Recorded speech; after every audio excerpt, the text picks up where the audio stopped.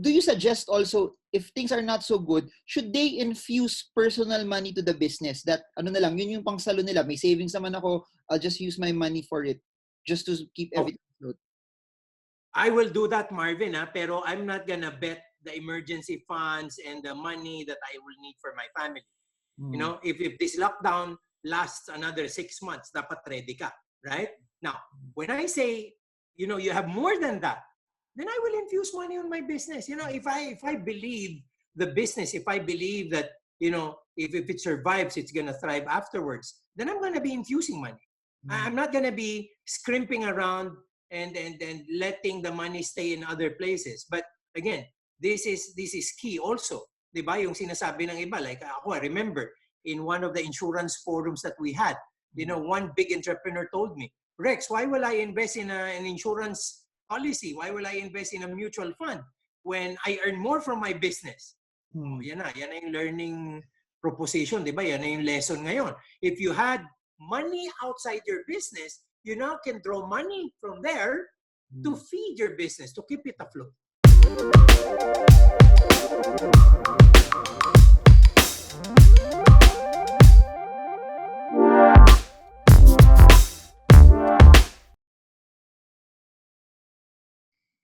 Hi everyone, this is part 2 of our video with all-time great Filipino investor, CEO of Ramver and Soldivo, Rex Mendoza. But for this video, we're gonna shift gears. We're not gonna talk about investing. We're gonna talk about entrepreneurship. And the whole context of this video is that we're on a lockdown. So many businesses are closed. Some of them are really getting zero sales as of this point in time. Now, as a long-time entrepreneur, what can you do? What's your advice first for people in this situation? Nothing's coming in. They also, some of them have fixed expenses. What's the underlying technique? I don't know if there's a technique that could be done, no, but yeah. Again, Marvin, this is a great opportunity again to revisit the basics. You know, when markets are doing very well, when business is great, you know, you hear entrepreneurs at times boldly saying, you know, why will I put money in other places? They're not going to be earning that much. You know, I put all my money in my business, I earn more. Now, these are the times when those mindsets are tested. You know, you put your money in one basket, in one endeavor, and that endeavor gets challenged, and you don't have any on the periphery to hold on to. So I guess the job today, the focus today of all entrepreneurs, you know, especially SMSEs, no, has to focus on liquidity. The job is to focus on liquidity, to shore up whatever they can, to push back on certain fixed expenses. Okay, I know there can be rent, I know there can be utilities and stuff like that. It's a good thing that the government has announced grace periods, waivers. Take advantage of those as much as possible, but keep money, you know, really secure. Because at the end of the day, for me, at the end of the day, the last thing that you'd want to scrimp on would be payroll. People are always the best assets of an organization. So as much as possible, I will take care of my people. They will be the last to go. They will be the last to go. And even as I say, they will be the last to go, we're not gonna be surrendering without a fight. You know, where we're ready to do certain things, and we know that as of now. You know, we have a very, very active Mancom. We meet on a daily basis, and as early as now, I'm already talking to my management team. You know, what's gonna happen when this happens? What are we gonna do, and stuff like that. So as of the moment, you know, the advantage is that, you know, even during the good times, we know how things can be. So, and many of our friends would know, you know, with a very big office, I moved to a smaller office. People knew that last year. They were thinking, oh, bakit wala namang perang Ramver? Bakit na gano'n na? It's because we realized, you know, we have a training room, we have conference rooms, and they're not utilized on a daily basis. So what did we do? We moved to a smaller office, okay?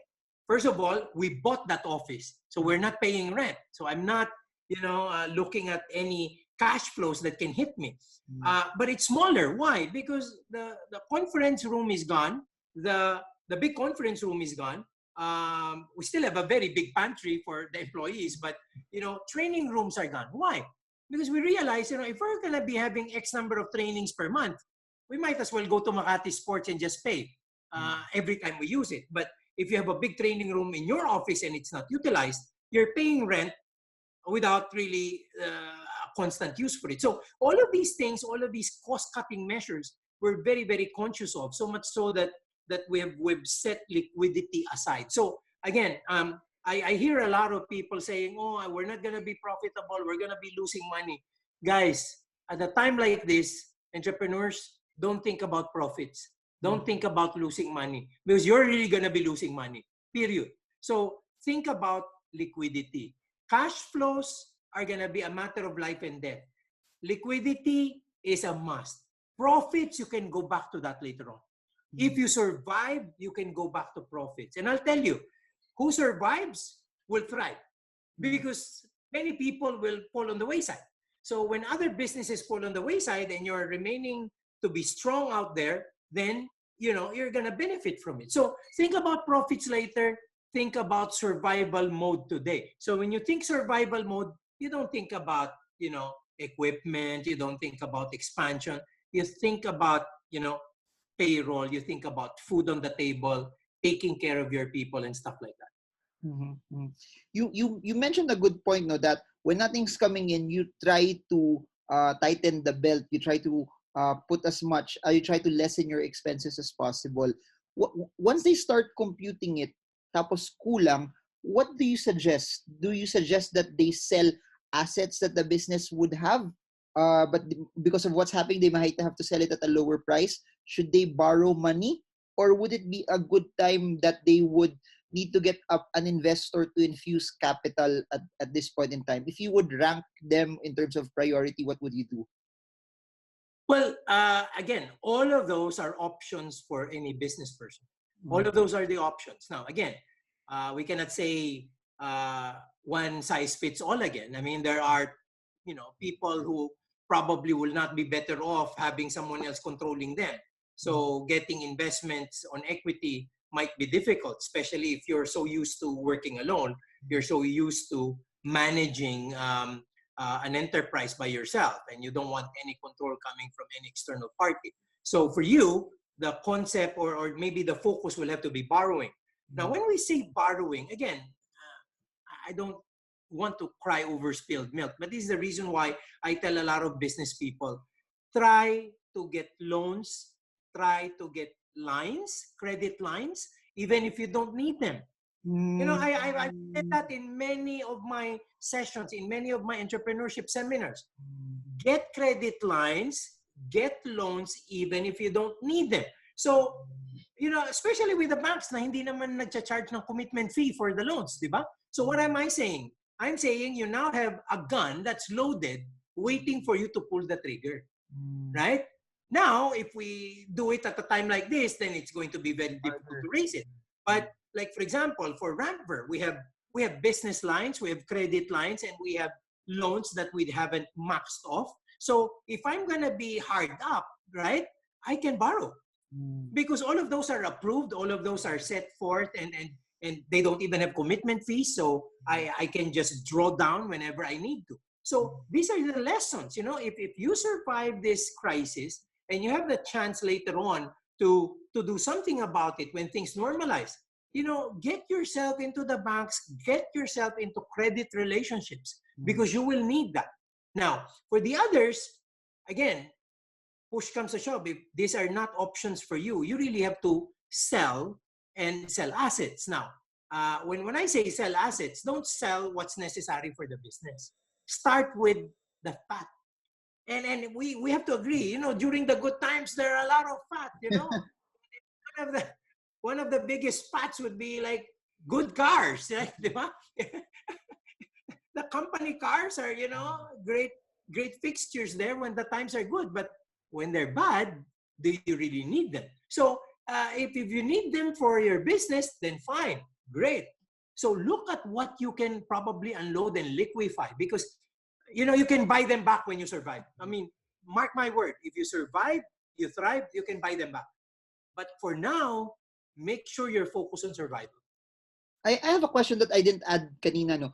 Do you suggest also, if things are not so good, should they infuse personal money to the business? That, ano na lang, yun yung pangsalo nila. May savings naman ako, I'll just use my money for it, just to keep everything afloat. I will do that, Marvin, pero I'm not gonna bet the emergency funds and the money that I will need for my family. You know, if this lockdown lasts another 6 months, dapat ready ka, right? Now, when I say, you have more than that, then I will infuse money on my business. If I believe the business, if I believe that, if it survives, it's gonna thrive afterwards, then I'm gonna be infusing money. I'm not gonna be scrimping around and letting the money stay in other places. But again, this is key also. Diba? Yung sinasabi ng iba, like ako, I remember in one of the insurance forums that we had, one big entrepreneur told me, Rex, why will I invest in an insurance policy? Why will I invest in a mutual fund when I earn more from my business? Yan na yung learning proposition, di ba? Yan na yung lesson ngayon. If you had money outside your business, you now can draw money from there to feed your business, to keep it afloat. Di ba? Kasi mahirap yung putting your eggs in one basket. If you put your eggs in one basket, well, I don't disagree. It can earn a lot of money. But it might also be, in a crisis like today, and it's not going to perform as well as you thought it could be. Then you have other sources that can be lifelines for it so that it can survive. Wow, amazing. And I don't know what I've noticed in times like this, that's where entrepreneurs become creative. I'll give you an example. My favorite ramen shop, sarado eh. They would never take out for their ramen. Ngayon, nag-pivot sila. Pwede na mag-take out, pwede pick up, pwedeng deliver. Alam ko yan. So, alam mo yun, how they... I love my family. Yeah. So, how they adjust and how they pivot and how you become creative also. That's very important, no? Marvin, we all have the time today. Your employees are home. Your management team would be at home. Why can't we challenge them? I asked people to watch Simon Sinek's video on disruption. And, looking at this as an opportunity to reinvent ourselves. You have to reinvent yourself. If your business is going to come out of this crisis the same way it came in, then you did not learn. I challenge, like even my management team at Ramver, I was challenging them. I was telling them, what can we do differently now? So that when we come back, we're a far better company. Let's look at how we can change. Like you said, I know that ramen place, right? The lines are so long, why will they deliver? Now they have to deliver. Obviously, the restaurant is closed, right? But that gives them now another avenue for growth. When this all comes back, you think they're going to stop the deliveries? That's going to be an extra revenue base for them if that's going to be very strong. Amazing. And I was planning to order, then they made another disclosure that if you order, it will take 2 to 3 weeks before you get your order. Ganun kalakas yung demand. Super lakas. And so that means you're making a lot of money from it. Now, I want to be also at least realistic for some. There might be people who might not survive this. They might, their businesses will close down or money won't really come in that they really have to pivot. If it was you and you lose everything, what would you do on day one to be able to earn again? How will you recoup everything? What will be your strategy? Okay, for me, if you really need to close it down, you close it down. But as mentioned, when you close down, you have to look at what's really valuable in your business. Is it your product, your service? Does it really address a certain need in the market? How strong is your brand? Think about your value proposition. Is this something that people will really pay for? So what happens now, Marvin, is that I'm not going to kill the business. See, there's a difference between killing the business and making sure it just hibernates. Hibernation is something that you're still going to draw out from when things are done, when things are better, and you can now unleash it again when the time comes. So when I now think about it, what are the things that makes this business, this value proposition strong? And then I take a look at it so that on day one, when I when I wake it up from its hibernation, what are the things that I'll be looking at? So in one of my best friends in the business, one person that I really highly respect, uh, taught me these three things of any business, right? It's brand, business model, bench. If you have a good brand and you have a following, like you said, your ramen place, once you unleash it again, people will follow, right? So alam mo na kagad yan. So you take care of your brand. Second, you take care of your business model. Now, that business model would probably be enhanced because you know what happened to the lockdown, you know what happened to the quarantine. So what can you do to make it even better? And next, people, right? Try to look for the people who were good in your team and bring them back. So when you unleash it, you think about the three things that you need to build up. And because these three B's are the most important things, then you can have your business up and running really fast. And, you don't have to stumble on the mistakes that you created in the past, doing trial and error in your business. You now have a cleaner template to work with. So I'm expecting if it took you 2 to 3 years to be successful, now in 6 months, you are going to be very successful. Has to be like that. Last question before we put this to a close. Thank you. I have super valuable insights. I really do hope that if you're also watching this, if you can share this to other people, other entrepreneurs that you think may need this, because I've seen a lot of people that are relatively scared, guys. So just comment below also if you guys have questions. But if there's you would always mention that failures, what's the learning behind it?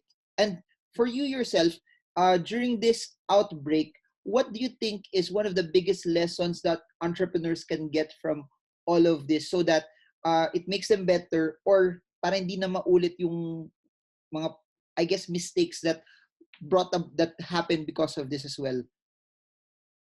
Okay, I guess for me, Marvin, it's really very important that again we stick to what really works, the fundamentals, no.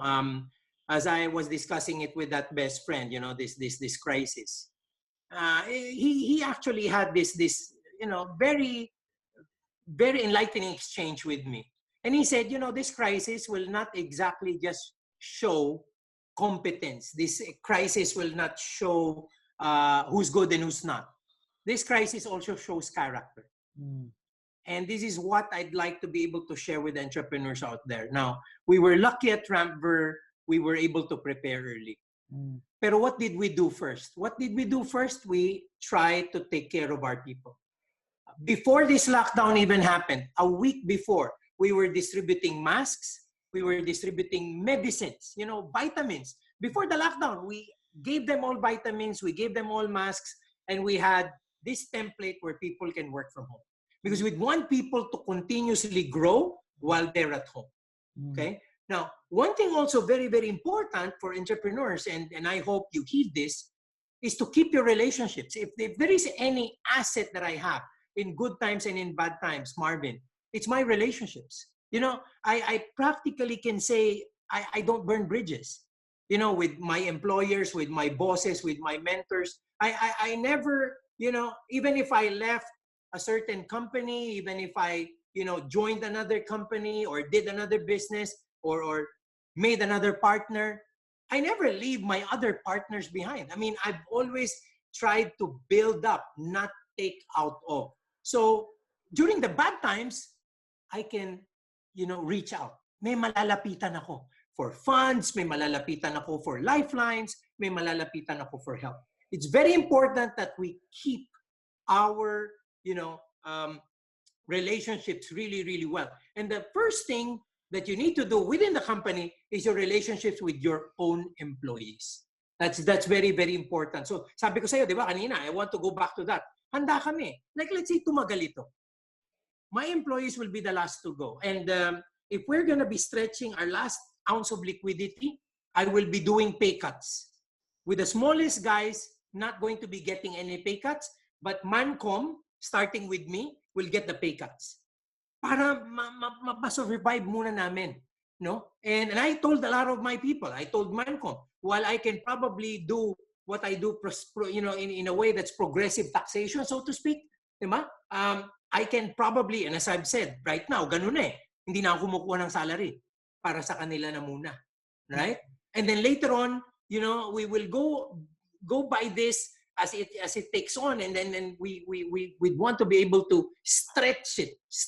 But I thought only entrepreneurs, only small business does this, only medium scale businesses does this. But I got it from again one of my good friends who's the CEO of one of the biggest companies in this country.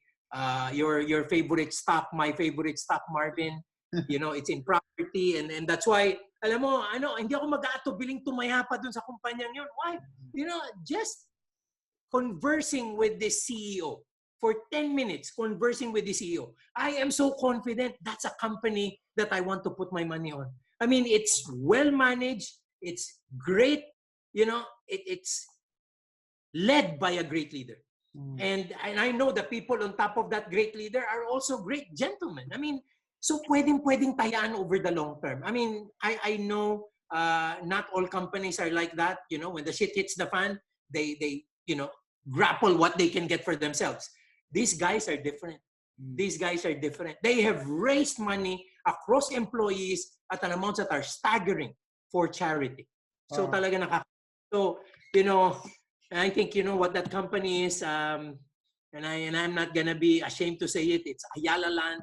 And that guy that I really respect so much, I would have wanted to work for this guy.